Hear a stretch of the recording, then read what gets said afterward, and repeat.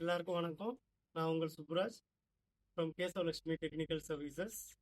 So இன்னைக்கு நம்ம ஸ்டடீஸில் பார்க்க போகிற டாபிக் பார்த்தீங்க அப்படின்னா கண்டினியூஸ் இம்ப்ரூவ்மெண்ட்டு. கண்டினியூஸ் இம்ப்ரூவ்மெண்ட்டு நம்ம ஒரு 6 செக்மெண்ட்டு இல்லை ஃப்ரேம் ஒர்க்கில் வந்து நம்ம டிசைன் பண்ணலாம். அதில் வந்து நம்பர் 1 பார்த்தீங்க அப்படின்னா பேரட்டோ அனாலிசிஸு. ஸோ எது மேஜர் ரிஜெக்ஷன், இல்லை மேஜராக எது கம்ப்ளைண்ட்டாக இருக்குது, இல்லை மேஜர் இஷ்யூ என்னது, இல்லை மேஜர் டிஃபெக்ட்ஸ் எந்த லைனில் வருது அப்படின்னு ஈஸியாக ஐடென்டிஃபை பண்ணுறதுக்கு நம்மளுக்கு இந்த பேரட்டோ அனாலிசிஸ் யூஸ் ஆகுது. அது மட்டும் இல்லாமல் ஒரு பிளான்ட்ல இருந்து ஸ்டெப் டவுன் பண்ணி 4 லெவல் பேரட்டோவாக நம்ம நேரோ டவுன் பண்ணி டிஃபெக்ட் எதனால வருது அப்படின்ற அளவுக்கு ஃபைண்ட் அவுட் பண்ணிடலாம்.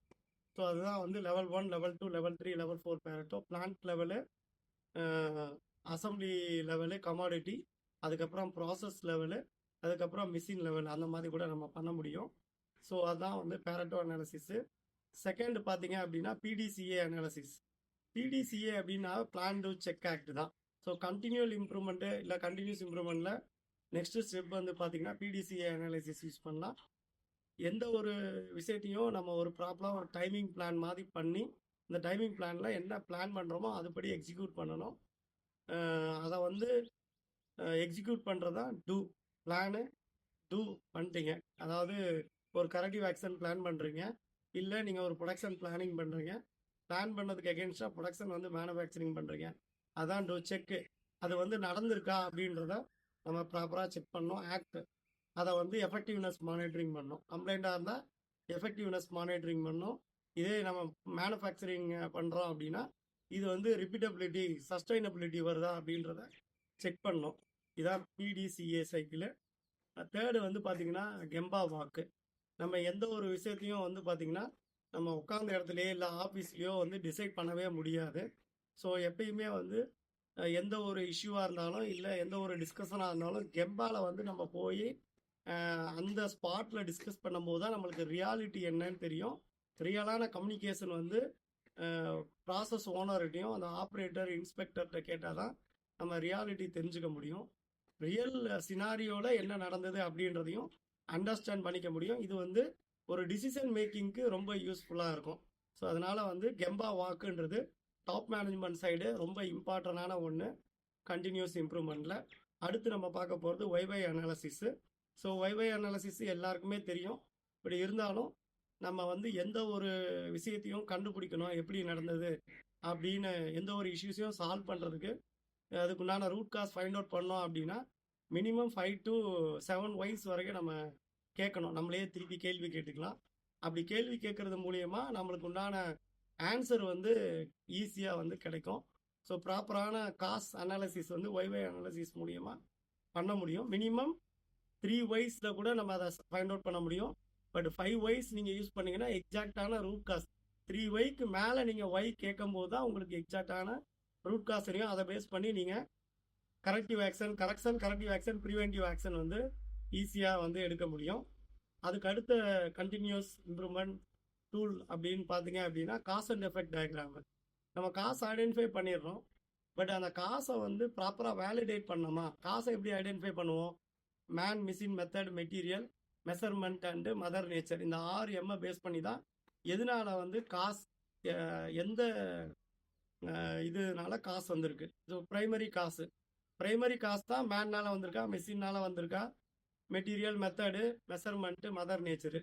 இதில் வந்து செகண்டரி காசு, டெரிட்டரி காசு வரைக்கும் நம்ம வந்து எடுத்துக்க முடியும். எப்படி செகண்டரி காசுனா மேன்னால வந்திருக்குன்றது பிரைமரி காசு, மேனுன்றது எகைன் நம்ம மிஷின் எடுத்துக்கலாம். மிஷின்ன்றது பிரைமரி காசு.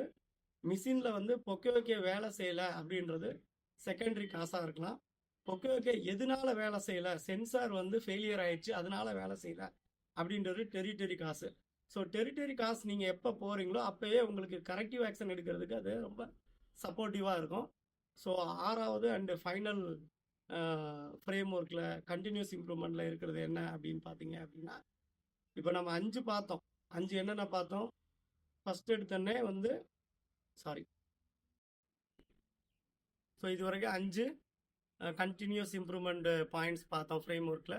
ஒன்று வந்து பேரட்டோ அனாலிசிஸ், 2வது வந்து பிடிசிஏ சைக்கிள் ஃபாலோ அப்பு, 3வது வந்து பார்த்தீங்க அப்படின்னா கெம்பா வாக்கு, 4வது ஒய்பை அனாலிசிஸ், 5வது வந்து காஸ் அண்ட் எஃபெக்ட் டயக்ராம், இல்லை ஃபிஷ்போன் டயக்ராம் சொல்லலாம், இல்லை இசிகவா டயக்ராம் சொல்லலாம்.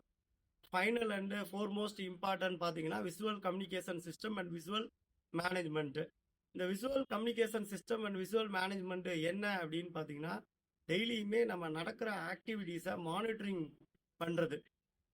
மேபி நம்ம கெம்பால பண்ணுறது தான் வந்து இது ரொம்ப அவசியமாக இருக்கும். ஏன்னா கெம்பா வாக் அப்போ நம்ம வந்து அங்கே இருக்கிற ப்ராசஸ் ஓனரையும் வச்சுக்கிட்டு ஸ்டேட்டஸ் வந்து என்ன அப்படின்றத அண்டர்ஸ்டாண்ட் பண்ணிக்க முடியும்.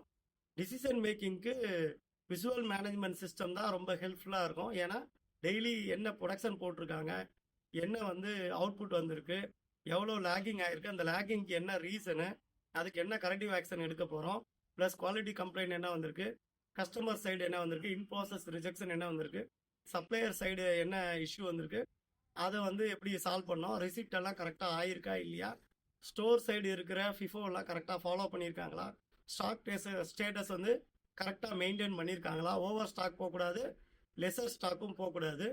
ஸோ அந்த மாதிரி வந்து ஒரு ஒரு ஆஸ்பெக்ட்லேயும் மெயின்டெனன்ஸு எல்லா பிஎம்மும் கரெக்டாக கம்ப்ளீட் பண்ணியிருக்கணும், பிரேக் டவுன்ஸு எதுவும் இல்லாமல் பார்த்துக்கணும், எம்டிடிஆர் எம்டிபிஎஃப் கரெக்டாக மெயின்டைன் பண்ணியிருக்கணும். Plus top management side KPI meetings வந்து கரெக்டாக கண்டக்ட் பண்ணியிருக்கணும். கெம்பா வாக் வந்து டெய்லி வாக் வந்து மினிமம் 4 டைம்ஸ் வந்து கெம்பா வாக் போயிட்டு டீட்டெயில்ஸ் வந்து கலெக்ட் பண்ணியிருக்கணும். ஸோ எல்லாத்தோட அப்சர்வேஷனும் சாஃப்ட் ஃப்ளோரோட என்டையர் அப்சர்வேஷன் வந்து கெம்பா வாக்கு ப்ளஸ் வந்து விசுவல் மேனேஜ்மெண்ட் சிஸ்டம் மூலயமா நம்ம வந்து அண்டர்ஸ்டாண்ட் பண்ணிக்க முடியும். அதனால் வந்து ஈஸியாக டிசிஷன் எடுக்க முடியும். ஸோ டாப் மேனேஜ்மெண்ட்டுக்கு ரொம்ப ஹெல்ப்ஃபுல்லான ஒன்று விசுவல் மேனேஜ்மெண்ட் சிஸ்டம். இந்த விசுவல் கம்யூனிகேஷன் வந்து யார்கிட்ட இருந்து வரணும் அப்படின்னா சாஃப்ட் ஃப்ளோரில் இருக்க எல்லா இன்சார்ஜஸ் கிட்ட இருந்தும் இது வரணும். Not only soft floor, including sales accounts ரிலேட்டடாக இருக்குன்னா ஸோ அவங்க வந்து சேல்ஸ் டீட்டெயிலும் இதில் வந்து அப்டேட் பண்ணலாம். சேல்ஸில் ஏதாவது லேகிங் இருந்தால் கூட அதை வந்து நம்ம டார்கெட் அச்சீவ் பண்ணுறதுக்கு என்னென்ன ஸ்டெப் ஆஃப் ஆக்ஷன்ஸ் எடுக்கணும் அப்படின்றதையும் இந்த விசுவல் மேனேஜ்மெண்ட் சிஸ்டம் மூலயமா அண்டர்ஸ்டாண்ட் பண்ணிக்க முடியும். Further establishment, investment, development, new plant development, NPD பார்ட்ஸோட ஸ்டேட்டஸ் இதுவும் கூட வந்து நம்ம விசுவல் மேனேஜ்மெண்ட் சிஸ்டமில் கொண்டு வர முடியும். Skill development programs, recruitment status, HR activities, accounts activities, இது இல்லாமல் ஸ்பெசிஃபிக்காக நீங்கள் வந்து விஏவி வேல்யூ ஆடட் வேல்யூ எவாலுவேஷன் நீங்கள் ஏதாவது பண்ணுறீங்க, வேல்யூ இன்ஜினியரிங் ஏதாவது பண்ணுறீங்கன்னா அந்த ஆக்டிவிட்டீஸையும் நீங்கள் விசுவல் கம்யூனிகேஷன் சிஸ்டமில் கொண்டு வர முடியும். அப்படி கொண்டு வந்துட்டீங்க அப்படின்னா டெஃபினட்டாக வந்து என்டையர் கம்பெனியோட ஸ்டேட்டஸு உங்களுக்கு விசுவல் கம்யூனிகேஷன் சிஸ்டமில் வந்துடும். நீங்கள் ஈஸியாக வந்து மேனேஜ் பண்ணிடலாம்.